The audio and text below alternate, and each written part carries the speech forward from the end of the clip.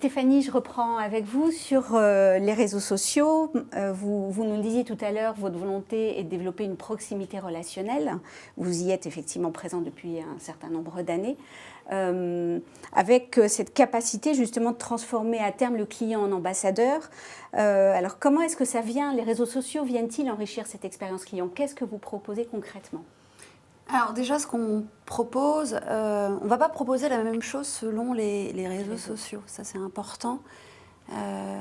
Sur chacun des canaux, on doit adopter le ton de ces canaux. C'est-à-dire que sur les réseaux sociaux, vous écoutez vos clients et on verra bien qu'ils n'ont pas les mêmes attentes sur Facebook, sur Twitter, sur Instagram. Déjà, ce n'est pas forcément les mêmes personnes selon les supports. Donc, c'est très important, c'est tenir compte déjà du support sur lequel on se trouve. Ensuite, de façon globale, donc on va avoir, nous, des lignes éditoriales sur l'ensemble de nos réseaux sociaux. Des lignes éditoriales qui vont servir les différents objectifs que je vous ai énoncés tout à l'heure. Donc, une ligne éditoriale qui va venir servir l'engagement.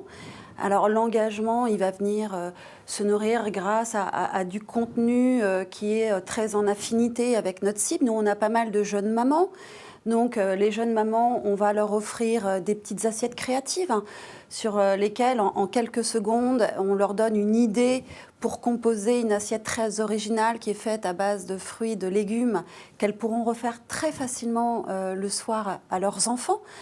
Donc voilà, nous là, on s'adapte en fait à notre cible. On va dessiner des petits mots d'enfants, c'est-à-dire qu'on demande à nos fans de nous dire un petit peu des pépites de leurs enfants. Et nous, on va illustrer ces mots d'enfants. C'est extrêmement mignon.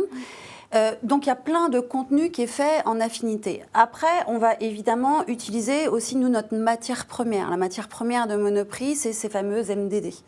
C'est ces fameux produits avec des bayadères, avec toujours des petites accroches assez drôles et pertinentes. Et nous, en fait, pour continuer la conversation sur les réseaux sociaux, on a détourné ces fameux packaging en les adaptant à une situation, à un événement, à un moment. Je vais donner un exemple. Quand c'était la fête des grands-mères il n'y a pas si longtemps, on avait pris un produit de crème fraîche, marque donc Monoprix, et dessus on a écrit « Mamie, c'est une crème ». Et donc ça, on le poste sur les réseaux sociaux. Donc on utilise nos packaging pour détourner l'actualité, de l'actualité prévisible ou de l'actualité non prévisible. Et la non prévisible, c'est grâce à l'écoute qu'on peut avoir sur les réseaux sociaux. Ensuite, quand on va servir l'offre, là, on va faire différentes choses. Évidemment, les réseaux sociaux, c'est une formidable caisse de résonance, mais aussi un formidable outil pour entendre les gens. Donc, on va leur demander de participer à de la co-création de produits. On va mettre en place très régulièrement des battles. Des battles, on va leur demander de s'investir plus ou moins sur un sujet. Ça va être, par exemple, quand on a refait, il y a très peu de temps, notre nouvelle gamme de Monoprix vert, des produits développement durable pour des entretiens. Nous hésitions sur deux types de packaging. On a demandé à notre communauté de se positionner pour le packaging qu'elle préférait. Évidemment, la communauté a aussi laissé des écueils et on a tenu compte de ces remarques pour sortir vraiment un packaging en affinité avec ce que veulent les clients. Donc ça, ce sont des choses qu'on fait assez régulièrement. Ensuite, nous, on relaie l'ensemble des grandes offres sur la mode.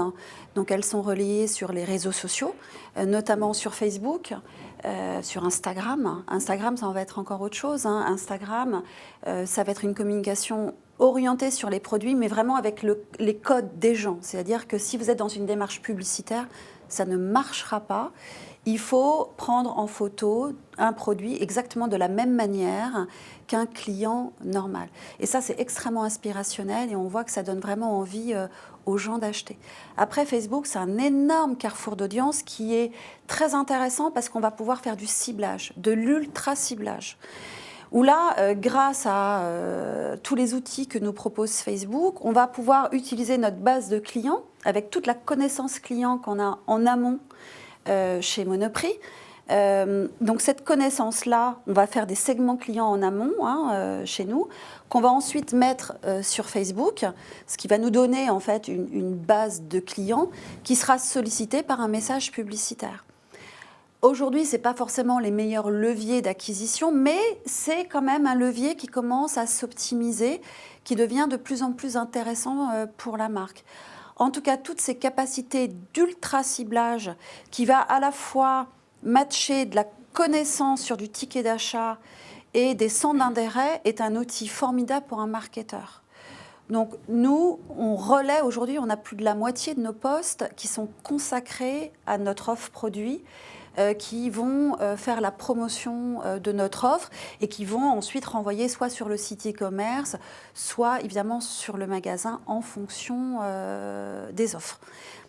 Donc effectivement, pour vous, le partage social, c'est un vrai vecteur de business. Oui, même si aujourd'hui, moi, ce que je n'arrive à quantifier, c'est que la partie sur le site e-commerce. Ouais. Et on sait bien que c'est qu'un tout petit bout. Demain, le véritable enjeu, c'est surtout de voir l'impact de ces communications sur les achats en point de vente. De toute façon, notre client, il est omnicanal.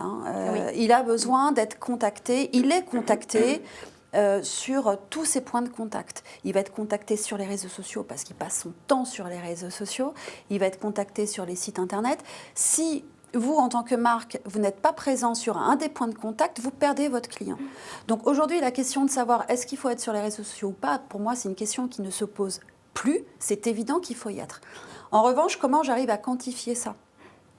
C'est compliqué. Aujourd'hui, on ne sait pas le faire. Ouais. En revanche, Facebook est en train de nous accompagner pour faire des tests, des études d'impact sur les communications, sur les achats en magasin, avec un outil qui s'appelle Lift. Donc Monoprix va évidemment faire une étude. Oui, parce que c'est très important. Si on a envie d'utiliser plus demain ce média, on a vraiment besoin de connaître l'efficacité de nos actions dans les magasins. Jusqu'à maintenant, on était très focalisé sur de l'engagement, donc purement des KPI sociaux, du like, du partage, du commentaire. C'était très bien, mais ce n'est plus suffisant. Aujourd'hui, on est sur des KPI business, donc de la transformation, du chiffre d'affaires, de la rétention client, du recrutement de nouveaux clients. Donc c'est tout ce chantier qui doit aujourd'hui être mené pour vraiment voir est-ce que cette capacité, cette grosse caisse de résonance a un impact sur le business. Intuitivement, je vais vous dire que oui, mais on a besoin de le quantifier. D'accord.